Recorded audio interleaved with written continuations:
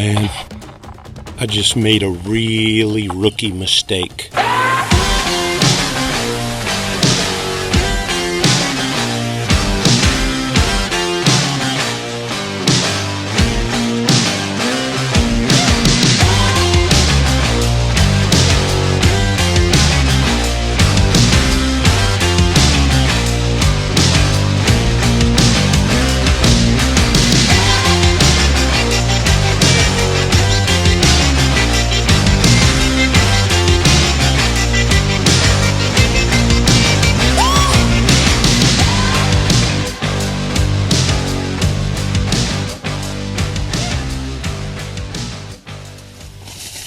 The date that I'm here is very significant.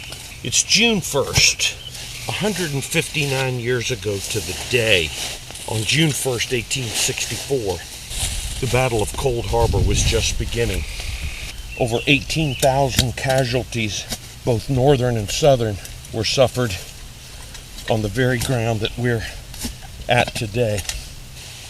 And today, this is just a quiet patch of woods.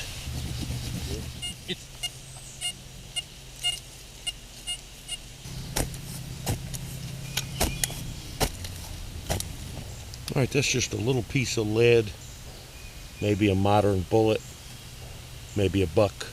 This is very much a bullet sounding signal.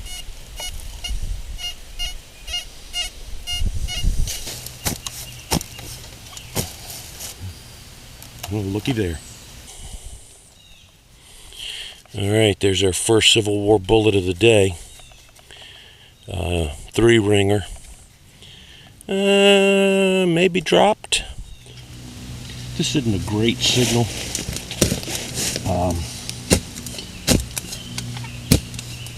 But I've been finding percussion caps. I can hear it with my pinpointer right there. I heard to feel something. Oh, that's a rivet. Well, there sure enough is something down in that hole. And that sure took me a while to figure it out. Just another nail. This one looks like a nightmare. Right where I've got that kick out, I'm getting a really good strong signal. But I think there's a giant root right under it. A lot of times, old relic hunters, they found a piece of junk like a shotgun shell, they'd toss it up against a tree so they wouldn't find it again. Yep. That's probably what happened there, because that's a modern copper-jacketed bullet. Okay, this is about as good a signal as I've heard today.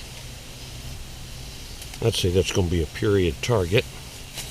Should be right there. I feel something. Let's see what we got.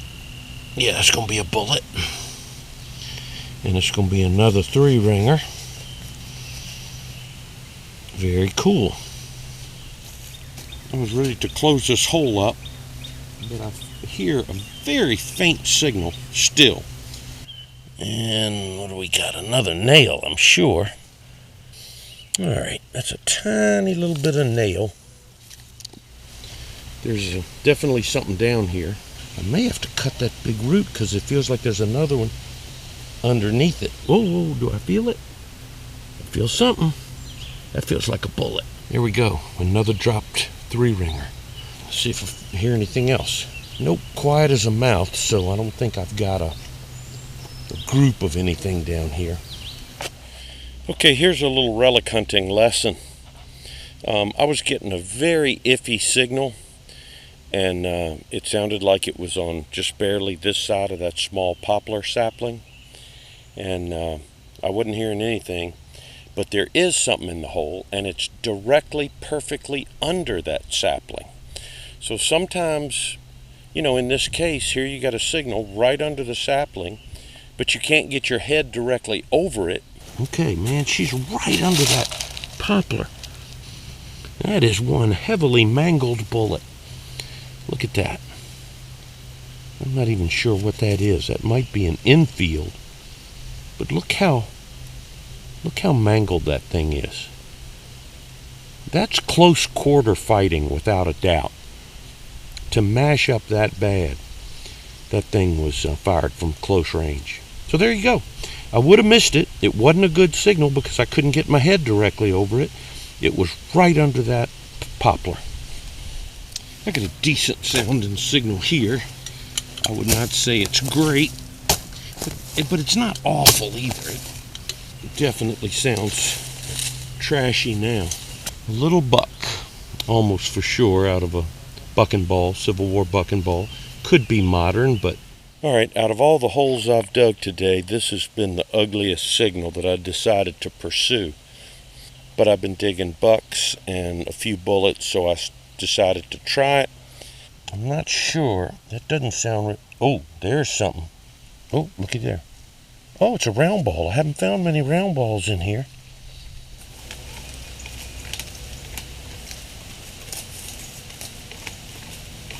I think I've got a pretty good signal here. What in the world is that? That is a tiny, tiny little piece of lead. That's a very weak signal, but it sounds kind of decent now. All right, I like this because I'm not hearing it at all. That means she's going to be deep.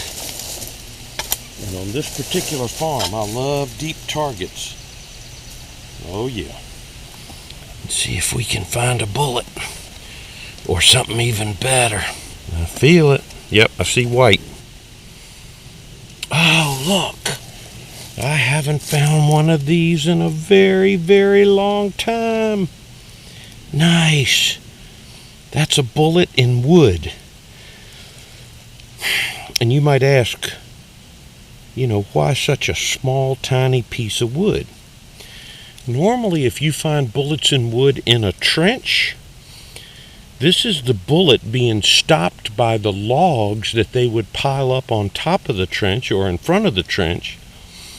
And when those bullets hit those logs, they just cauterize the sap, if that makes sense. Or they boiled the sap when the bullet went into the wood, and it created an artificial man-made knot. But that is most definitely a bullet in wood. All right, I'm getting some iron signals here, and I just dug a little small piece of iron that I can't identify. Got another signal here and another one there, and there it is. There's the nail. Okay, well, just what we expected.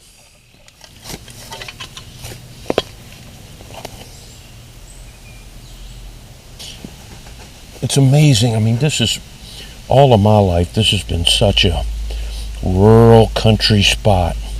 And to think of multiple tens of thousands of soldiers here is hard to fathom. Definitely a Civil War bullet. All right, there's a fired 3-ringer. Unless that's it. Yeah, that's it. No, it's a percussion cap. All right. A little percussion cap here under the holly tree. We're hunting in front of the infantry trenches. Behind us are a series of lunettes, which are artillery trenches. They're basically shaped like horseshoes, and cannons were rolled up into these horseshoe-shaped fortifications, and they fired from there.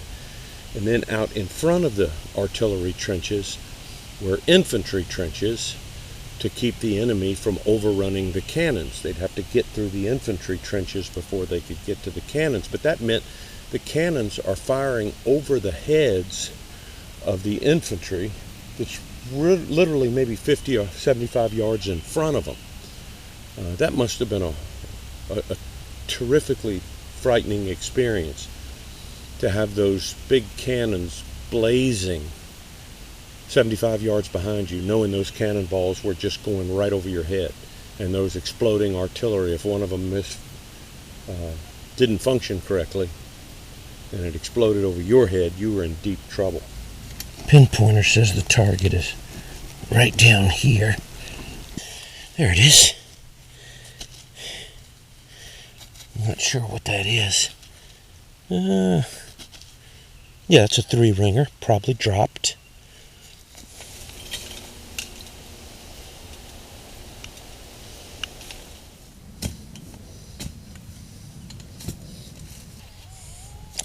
right there. And it does sound like a bullet. And I'm about to pluck it out. There it is. All right, that appears to be a fired 3-ringer. I don't know, I've been here about 5 or 6 hours. And I'm tired. I think we got a bullet here. All right, that's another fired 3-ringer. I gave you the Goodyear blimp view on this dig. Fired 3-ringer. All right, it's out of the hole. Oh, look at that now. Beautiful dropped 3-ringer. I haven't found any bullets for a while, and I'm over on an extreme edge. Daggone. Little, what is that? Percussion cap. I know it's really hard for you to tell depth on a video, but I hope you can see the size of that trench. I don't know whether you can see that or not. I hope you can, because it's just so cool to see the size of the trenches they created. And they're still here. They're still here. And they were probably digging this 159 years ago tonight, because this is June 1st.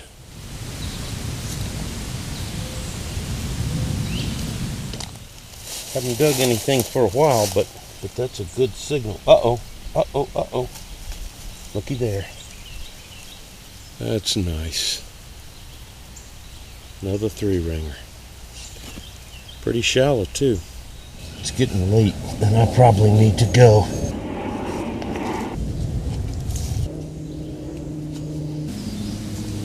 There he is. Look at that. Another 3-ringer. Oh my. I got some big old stinging red ants in this hole. Oh, I have disturbed their home. And they want blood. Eee, doggies. Man, I just made a really rookie mistake. I got a signal in this huge limb that dropped off of a giant white oak tree that looked old enough to have seen the Battle of Cold Harbor. I don't have a chainsaw with me, but it was loose, and so I thought maybe I can pop that whole piece off. But when I did, a Civil War bullet fell out of the wood. This is not a tree. This is a limb. The knot was underneath where I'm walking, right here in the trench. It was a double limb, and there's the other limb. And I know what you're thinking. That's not a tree, that's a limb. Let me show you what it fell off of. It fell off of that monster.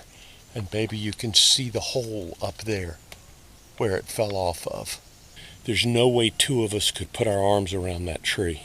Normally a bullet won't fall out of wood easy, but it was so rotten that a bullet fell out of there. Wood with several bullets in it is very, very rare to find. Man, I think I just messed up, and that's a rookie mistake for a relic hunter, to let a bullet fall out of a tree. Doggone it.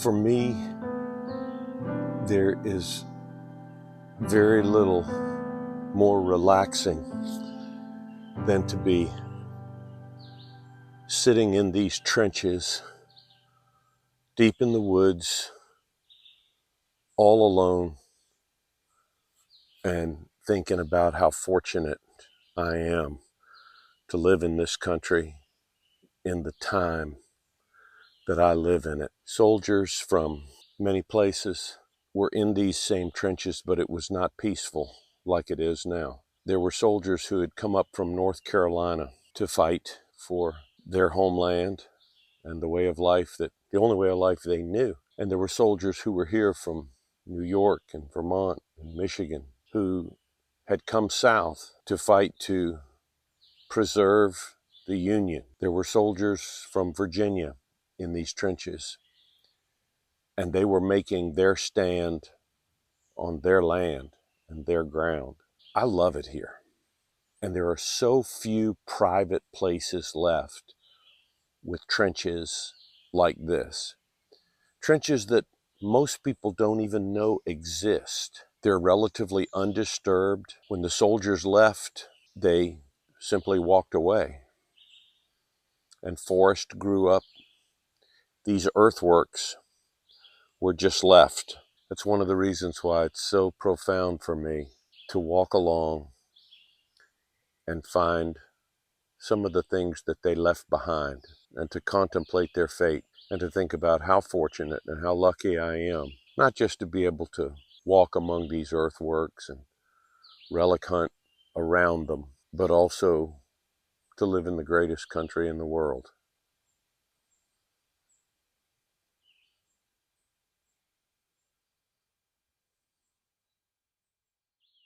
I'm excited.